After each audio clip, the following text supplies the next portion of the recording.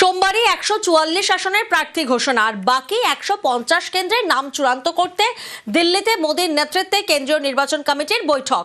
ঠিক তার আগে ভূপেন্দ্র যাদবের বাড়িতে মিটিং বঙ্গ বিজেপির। মৈত্রীর প্রতিনিধি আমাদের সঙ্গে রয়েছেন। মৈত্রী, এই মিটিং এর নির্যাস কি? দেখো, কালকে প্রায় ঘন্টা তিনেক প্রধানমন্ত্রীর নেতৃত্বে বৈঠক হয় বিভিন্ন রাজ্যের প্রার্থী তালিকা নিয়ে, এবং রাজ্যের জন্য প্রায় ঘন্টা খানেক এই বৈঠক চলে। যেটা আমরা জানতে পারছি বিজেপি কেন্দ্রীয় নেতৃত্ব সূত্রে, ইতিমধ্যেই যে 150টি আসনের প্রার্থী বাছাই বাকি ছিল, তার মধ্যে প্রায় 105টি আসনের প্রার্থী কালকেই চূড়ান্ত হয়ে গিয়েছে, এবং বাকি 45টির মতো আসন বাকি রয়েছে, যে আসনগুলির প্রার্থী এক বা দুদিনের মধ্যে চূড়ান্ত করে দেবেন কেন্দ্রীয় নেতৃত্ব।